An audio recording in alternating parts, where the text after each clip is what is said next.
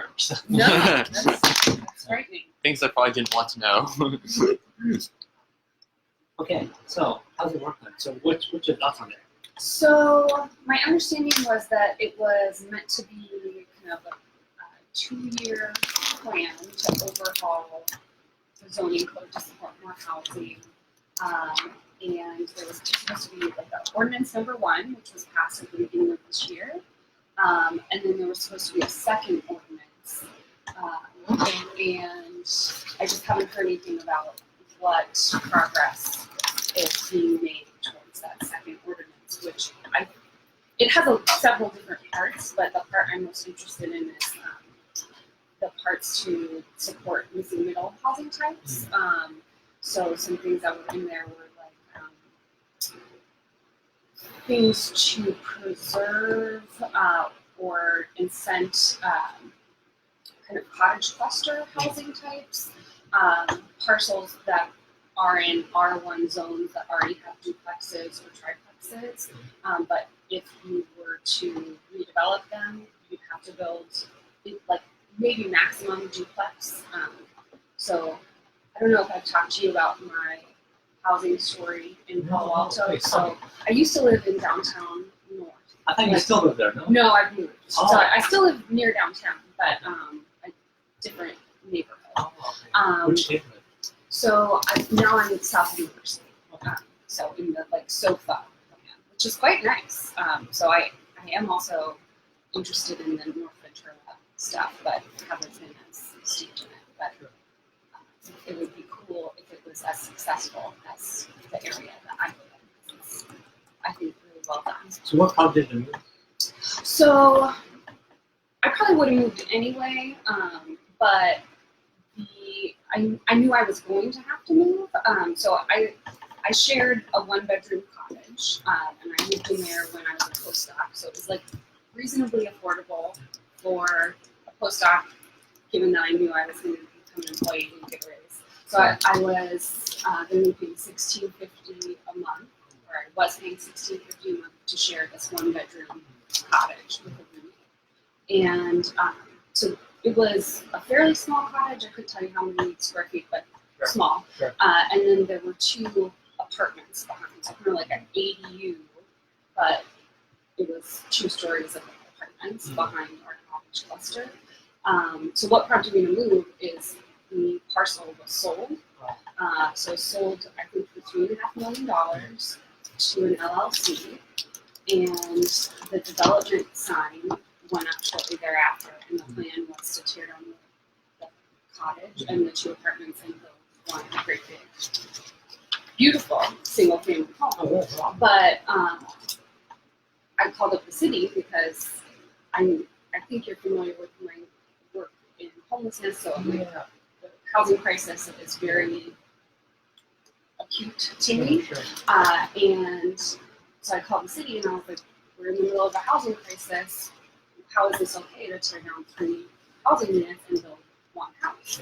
That is going to be, like, once it's redeveloped, that's going to be really expensive housing, and it's reasonably affordable in its current state. I recognize that it probably can't stay that way forever because it was in some state of disrepair, but yeah, so I said to the city, that doesn't make any sense. And they said, well, it's actually zoned single family. It was never legal to build that 3rd unit in the first place. And there is nothing we can do to stop it from being turned into a single family home. It's ministerial review, it fits the zoning code, like that's perfectly fine. So I'm interested both in like what can the city be doing to preserve existing smaller units, and then also what could be done to turn single-family homes that are likely to be redeveloped anyway, like small cottages, into multifamily, like a 4-plex or a 5-plex or 6-plex.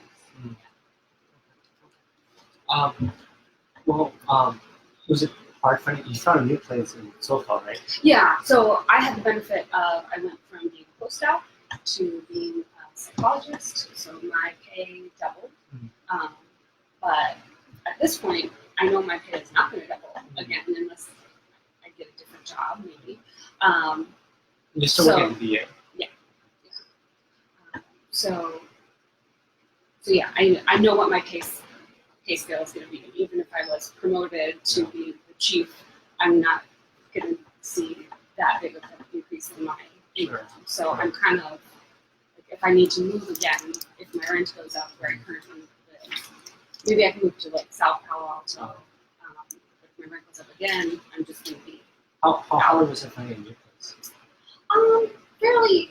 I mean, it wasn't terribly hard. I just used Craigslist to look for a roommate. Oh, do you have a roommate right now? Mhm. Oh, okay. Yeah.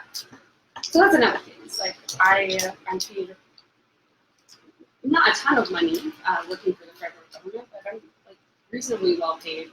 I'm a single person, and I have to have a roommate. Like I can't afford to live alone. How much does it cost? So we have like a great deal on our apartment, and it's in the high 3,000s. But it's a condo building, so different people pay different rents, I and the see. people upstairs from us pay like close to 6,000. So 3,000 per person? no total for, Oh my for goodness, a that's so 2-bedroom cheap. house. Yeah, That sounds Yeah. pretty good. yeah, or not a house, a condo. Yeah, so I get a good deal. That sounds pretty So I good. lucked out. Yeah, okay. But yeah, it's definitely below market. Yeah, I have a friend looking for a place too. That's why I was curious. Yeah. Actually, so like looking for like a roommate as well. So I was just thinking about how much it costs, right? Yeah. Because I know for like young professionals, it's very tough like when you're starting out. Yeah. And that's why I was curious to know how hard it was to find them. I mean, I've moved a fair bit in my day. Like I was a grad student for a long time, so I made $20,000 a year. So I'm decent at being able to find deals. But it's like if I think about what my future looks like, I just if something doesn't improve, it's not going to be financially feasible for me. And what I'm seeing is things kind of actively getting worse, in that units that are kind of naturally affordable, just older, smaller units, are getting demolished. Great big homes are going out, and of the new things I see getting built, it's kind of like too little, too slow. So I worry about that too, right? Because at one point in time, a lot of Stanford students would want to live kind of close to Stanford, right? But now, I think for a couple of reasons. One is that Paul's is more of a city as it used to be, right? I think SF is more of a place to be. But also just kind of crazy expensive, right? And so, even if people do want to live down there, they have a hard time living down there, right? So, but I'm happy to hear that you're able to find a place, which is good. It sounded like it wasn't too tough. It's only you're getting really good rent, actually. So, yeah, I have a good deal especially for the neighborhood. Because it's a very like, walkable neighborhood. So far, it's an awesome area. Interesting. So,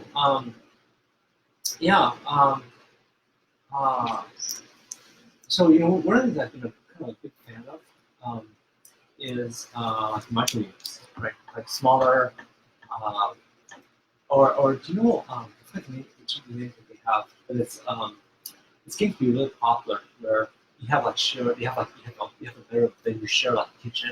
An SRO. So they call it? Mhm. Okay, Single room. Yeah. So basically, and people, especially younger people, really like it because it has like a social aspect as well. I guess it depends on who lives there, but basically, Yeah. It's not something that I would choose for myself, but I think that's a good housing type to have in Palo Alto because we have lots of like visiting. Yeah, like a lot of people who like just moved to the area, right? And they're like, it's like it's an extension of the dorm, right? In some ways, right? Or like the other end of the spectrum are like elderly people, right? So a lot of student homes are like that, right? Yes. Where they have a room, and then they have shared kitchens and stuff like that, shared living room, right? Yeah. So provide that kind of social aspect as well, right? So you have community, you have so so I think those are kind of things that could help, right? Because I think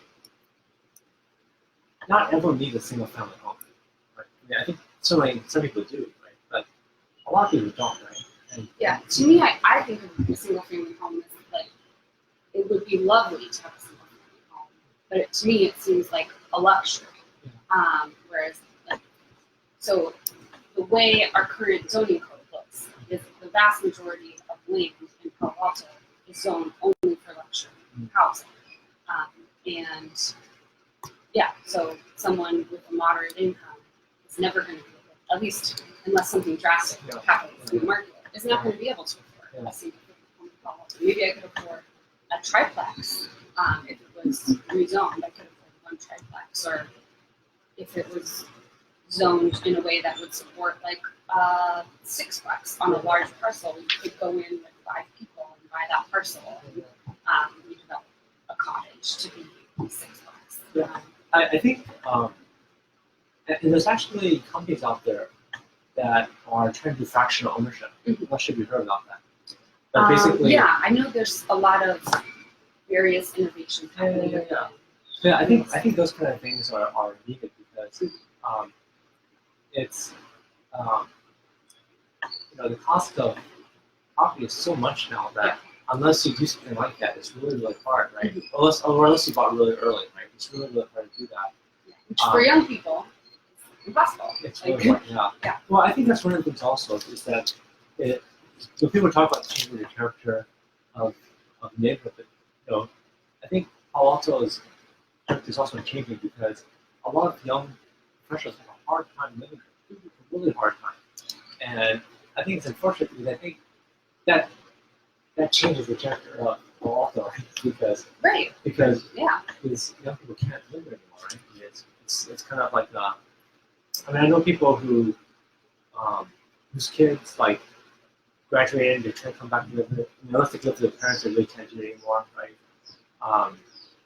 People who in college traditionally would maybe just kind of hang around Palo Alto after Stanford, but a lot of them can't. And this is from Stanford, which is one of the most elite colleges in the nation, right? Yeah. So it would enrich the community to have those people around. So I think to me, like looking at like things like Microunits or what's called SROs, seems to. In fact, I read an article about SROs in the New York Times.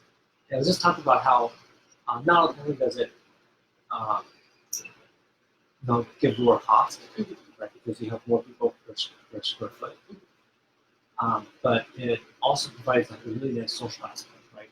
Because people actually like living there because they would hang out together. Right? It's kind of maybe like an extension of college, right? So yeah, and I think there is a need for that kind of housing, and I think there's a need for just allowing more diversity of what kinds of units can go on a parcel. Like, particularly in that neighborhood where I used to live, in that downtown north area, there are a lot of examples of housing that was just built before the zoning codes changed.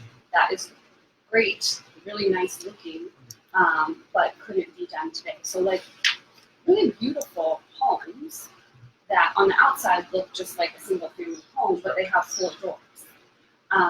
So aesthetically, it appears like a single family home, but it actually has housing that isn't necessarily teensy tiny units. Like it could be families in each of the units. But I guess I'm just trying to convey you're going to need everything in between, not just the teensy tiny units, because at least for somebody like me, that is not going to solve my I have no future problem, because I'm not doing that in the future. I'm going to move to Denver before I live in an SRO. So yeah. No, I think you're right. I think diversity of types is the right way. Yeah. Because I think there are different types of housing for who you are in life, right? Right. So like when I first got out of college, SRO would have been great. Or like, one day, when I'm really old, I want to live in the SRO because I don't have to maintain all this stuff anymore. Yeah. Right? You want to mow lawn. And mow lawn, right? Because I've been talking to my parents, right? And they have a single family house, but it's so much for them to keep up, right? And I've been telling them they should move to condo or like some sort of SRO thing where they don't have to maintain all this stuff, right? Because when you're older, they don't have kids anymore, right? They don't need a lot of space. Mhm. I mean, they have a gigantic yard, and it's like way too much for them to keep up, right? And my dad's getting pretty old, so it's hard for him to like maintain everything now. And it's also like kind of on a hill, so it's like a lot of stress. Like, Yeah. There's just so many issues, right? So I imagine if they were to sell their house and buy a condo, that condo that they would buy is probably more expensive than their home was in the first place. Like it would be a lot of money and probably a big increase in property taxes. yeah, but my friends are down in San Diego. Okay. Yeah, so I was Maybe not as dramatic. maybe that's dramatic. But I was telling them that they should. My sister lives in La Jolla, so I was telling them that you should probably give up the house, right, and move to like a condo, like near the beach, right? Yeah. Where you don't have to drive anymore. Because like my dad can't really drive well anymore. And they really don't. My mom's okay, but my dad really shouldn't be driving much anymore. Yeah, and I do think that is going to become more and more of an issue. I forget the guy's name, but he was a retired planner for St. Clair County, and he did a really nice presentation on kind of the impending crisis of seniors who are going to need places to live that support them not driving. Because there's this gap in driving expectancy versus life expectancy. Yeah. I think for women it's a decade. Yeah. So for a decade of their life, they're going to need a place to live where they don't need to drive. Well, I think my dad's already hit it. Yeah. And I tell him, hey, you should use your phone for Uber and stuff, right? He doesn't like smartphones, and it's like, like if you had a smartphone, then maybe it's okay, right? It's just one of those psychological things, right? But And I also think it's healthier for people to be like when I walk around downtown, I see people I know, and that's nice. And my building has a couple in there. I think they're in their 80s or maybe even 90s. But it's a nice mix of there's families with kids, there's younger people who are diversity is good, right? and like much older people who like so just being in a walkable neighborhood I think is good for lots of reasons. So it's like how do we figure out how to unlock more spaces for people in those neighborhoods that are already close to services and transportation. What I think the other thing with ADUs, right? That's something that the city's encouraged, and we're actually getting a nice boost to it. I mean, not maybe as fast as needed, but it's actually a nice boost, right? Yeah, but I think that was the most encouraging thing to happen last year was the big increase in ADU permitting that was happening. And I know my neighbor, he built an ADU, and he and his wife are going to move into it, and then their daughter and their family is going to move to their front house, right? Yeah, that's And great. so, because they're retired and they don't need a lot of space. Yeah. And so, which is, by the way, for me, when I bought my house, I bought it with the no ADU in the back. Because I thought my mom might come up. It didn't happen. That was the idea. Yeah. In their case, actually, that's what they're doing, right? They're like, so their daughter's now building babies here. So it kind of works out. Right?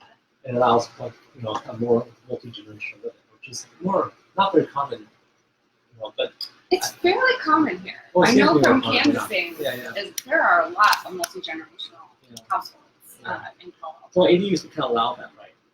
Yeah, but I think some people, like for whatever reason, an ADU doesn't work, but maybe a duplex would, but that's not allowed. Sure. Yeah, I think it just depends on your family makeup and how big your lot is and all that stuff. So, what's your thoughts about microunits? I'm pro micro unit. I think that, I think they're really useful. It enables like a different kind of housing choice. I think Palo Alto's housing stock is almost all single family homes, or the vast majority single family homes. And we kind of need micro units at the low end, and then everything in between. Well, I guess the lowest end would be Yeah. SRL, right? Or probably Yeah, because I guess a micro unit would have its own kitchen Yeah. and Yeah. own bathroom, Yeah. and it's a real. One You of my might be sharing a bathroom and the kitchen. so do you watch YouTube? Yeah. Yeah. So one of the things I watch on YouTube is it's like there's these couple channels on small houses, Mhm. or stuff. Yes, I've seen these. Yeah, Yes. and they're like ingenious, right? Yeah. They're like it's like they fit what would be in a 2,000 square foot house in a 500 square foot unit. Right? It's like, Yeah, that looks beautiful. Yeah. Yeah, I have seen those. And they have like moving walls. It's like this origami thing going on, right? And it's folding like beds and just like a very creative use of space. Yeah. So I guess my question for you is like, how do we get things like micro units, I wonder about that cottage too. clusters, I wonder about all of those Actually, I knew things in the middle? this. They're all from like Stanford GSB, business, and they were looking to get together to do like a college cluster. They're all friends from GSB, Yeah. and they wanted to buy a property where they could have kind of like they all have their own little house, Mhm. but then have like a lot of community space, right? Yeah, like instead of having an individual backyard, Yeah. you have kind of a shared. Yeah. So like I think it's like 3 or so couples wanting to get together to do that, right? And like when I lived in College Terrace, there's some of these clusters. Because like College Terrace used to be where Stanford students would live for cheap housing. Not anymore, but Yeah. that used to be where you would go, right? Mhm. So College Terrace is full of these little like properties that had it kind of divvied up, right? And it still has a few, right? Mhm. And not too many of them have been torn down, but there's still a few. Yeah, I think the city's been working on something like that, but it's always been very slow and hard, right? People worry about the parking issue, right? Yes, which at least in my neighborhood, we have the RPP. Yeah. I park on the street. I take a cut in my rent to park on the street. So let my roommate have 2 cars in the garage. But it's downtown, which everyone complains about. It's so terrible to Yeah. park downtown. I never have an issue. Well, it's So I all think- it's all relative, right? Yeah. I mean, Yeah. you don't know what hard parking to go to New York or Yeah, or well, Boston it's, or something. I mean, I won't drive to San Francisco because of the me parking neither, yeah. situation. Yeah. But I think that's kind of good if I don't drive to San Yeah. Francisco. But I think, I've given up driving that stuff. Yeah. It's too hard. but to me, it's like, if parking is a concern, then you should regulate the parking because, it doesn't work to say, okay, we can't have this many houses because there might be cars on the street. It's like, why not just limit how many permits we give out? Yeah. That makes much more sense to Yeah. me. Because I don't think I should be able to park on the street for free downtown. Yeah, I pay nothing. Yeah. There's a book out there called I've heard The High Cost of Free Parking. Yes. Yeah. I'm familiar. And it's it makes you wonder if like how long can you have free parking, right? Because parking is really not free. Some of Yes, it's it's really expensive. it's really expensive. Yeah. So I think decoupling parking and housing is one of the really controversial issues, right? Yeah, Which and I think part of it is like, for a lot of people, that's kind of what you know, is like, I use my car to go to the grocery store, I use my car to go see my friends. Like, if I didn't have a car, I wouldn't be able to do anything. So the for me, I idea, have skateboards, so Yeah. I'm like, what do you mean you Yeah. have a car? but I think people are just skeptical of people not having cars as an idea. And they just don't believe you when you say it. Yeah, if I was adequately incentivized, like if I had to pay $500 a month to park on the street in Palo Alto, I would not. Like, I don't need one that much. I would just give it. Yeah, you can take Uber or bike. Yeah, or whatever, right? I live close enough to bike. But And then if I'm needing to go a far distance that isn't well covered by public transit, I could take Uber. One of the things I saw was really interesting is there's a city in Italy which pays people to bike to work. So That makes a lot of so sense. you download an app, right? And then it sees if you're biking to work, like to work from home, during rush hour. They actually give you like so there's a way you could do like congestion pricing, like what New York City does, where if you drive into the car, it's the congestion tax, right? Or you can go the other way where you incentivize people to bike. And so if you're biking or skateboarding or whatever, right? Because the app knows how fast what kind of mode you're traveling, right? Then you will get credit, right? They'll give you like, so how do you think that would work in fall? I mean, I think it's a good idea to try. I would be interested to see the research in terms of how effective it is, like how much incentive do you need for it to be a good incentive. I also know that incentives that work like fear of missing out are particularly impactful. So like if you sent a thing to driver saying you could have made $100 this month if you rode a bike instead. So yeah, I would be interested to see the various different ways that you could incent people and what the strategies would be, but I at least like it as an idea. Yeah, I mean, I think these kind of things are potential solutions, right? The other one I saw is Las Vegas, right? If you go downtown Las Vegas, I think say either Lyft or Uber, they'll pay for your ride there, if you ride back. But it's like so just to kind of avoid the parking issue, right? So yeah, so then I looked at how much it costs to provide bus service per rider, and it's like way more than taking an Uber ride.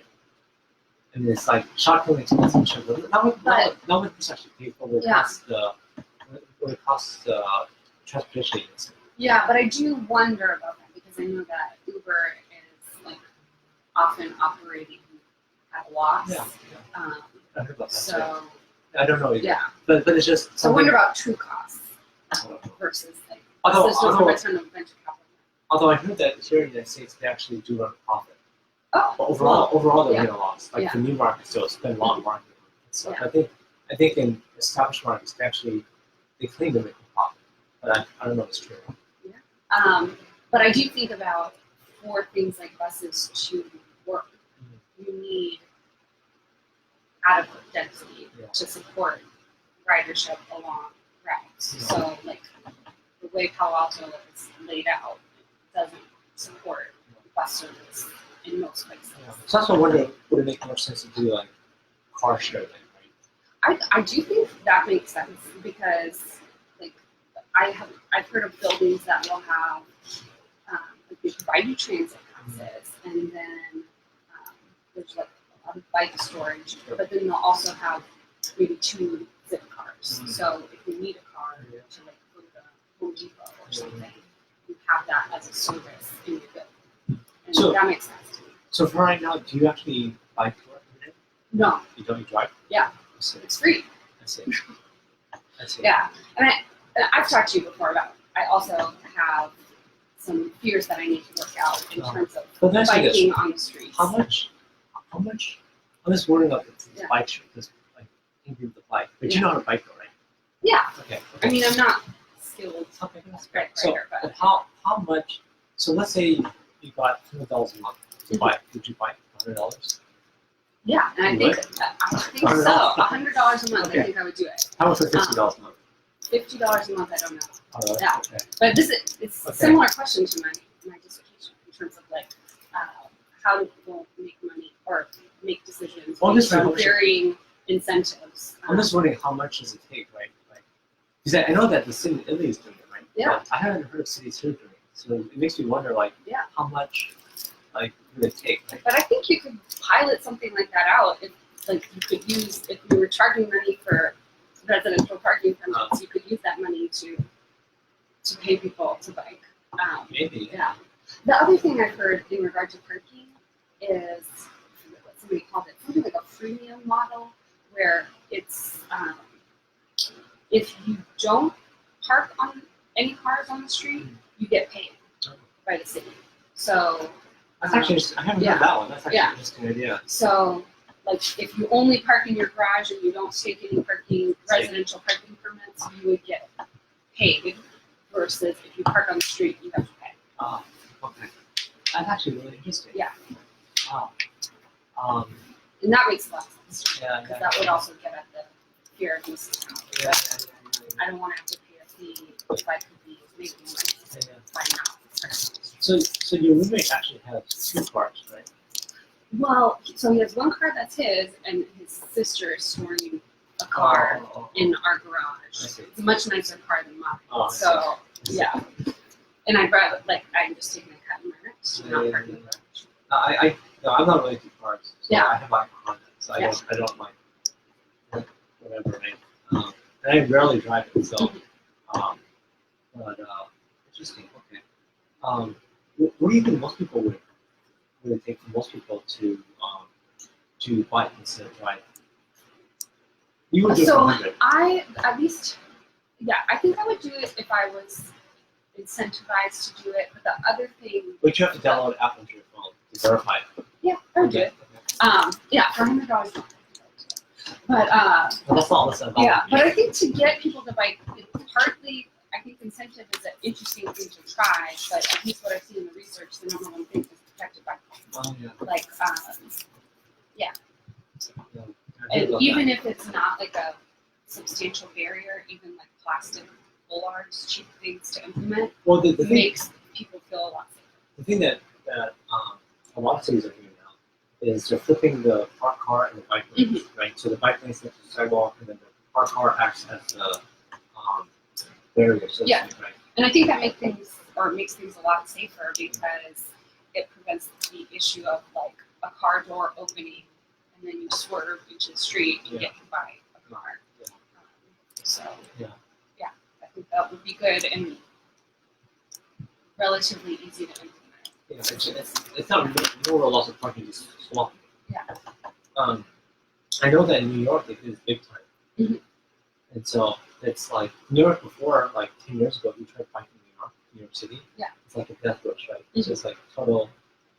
And now, I actually do my skateboard in New York, right? And it's like the fastest way to get around, right? Because like I tried to bike like Uber. Like sometimes Uber can't get to you so much traffic. Right? Mhm. I tried my subway, right? The subway isn't exactly there, right? And I tried like skateboard, nothing beats it. Like, it's like hands down fastest. Yeah. I mean, if it's raining, it's different, but then it's like it's sunny, right? Interesting. Yeah. So if there was a protected biking lane from your house to where you work, you would do it. I'm fairly confident that would just make it much easier because that's where a lot of my anxiety got, right? Like, I have a friend in college who was hit by a car, his arm was shattered. You hear it in the news regularly. People have been killed riding bicycles. My kids' friends on my street got hit by a car. Yeah. And it's like, I mean, you just, I mean, everyone knows someone that got hurt. Right? Yes. So I totally get it. Yeah, I mean, that's one of the things that I'm trying to push for is more protected biking. I think there's a lot of people like you which don't feel, I mean, there's the hardcore bikers that don't mind taking the lane, right? But a lot of people don't feel comfortable, right? And if they don't feel comfortable, they will not bike, right? So I think, in fact, I don't know if you saw Cambridge, Massachusetts, the city. They now have an ordinance. They just passed it like 2 months ago, where if they do any road work, they make it a protected bike. They either swap the parked car and the bike lane, or they'll put some sort of, if there's no parked car, they'll put some sort of like, protection, like some sort of plastic bubbles or whatever, to try to give more protection to the bike. Yeah.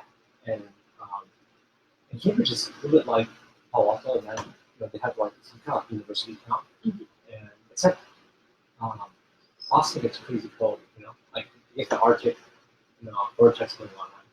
Versus us, year round, it's pretty temperate, right? Yeah, there And might it's be pretty some days flat. where it's pouring rain, Or and too that hot, might be unpleasant to ride a bike. But most days is a nice day. Yeah, we're blessed with great weather here, Yeah. right? So it made me think if Cambridge did this, which sometimes I've been to Boston where they had to live the forecast. And it was colder than when it was skiing. It's like so cold, right? That nobody, I don't think anyone could walk in that kind of weather. But yeah, so what if we had an ordinance like that? I think that would be a great ordinance. The one thing about swapping the park car and bike lane is that it does sometimes lose a little bit of parking. Yeah. Right? But I'm pro giving parking if it's better managed. Yeah. Like I think that's the thing is like people get stressed out when they're going somewhere, they can't find anywhere to park, and that is a stressful experience. But I think if we stopped assuming that parking was going to be free and it was priced appropriately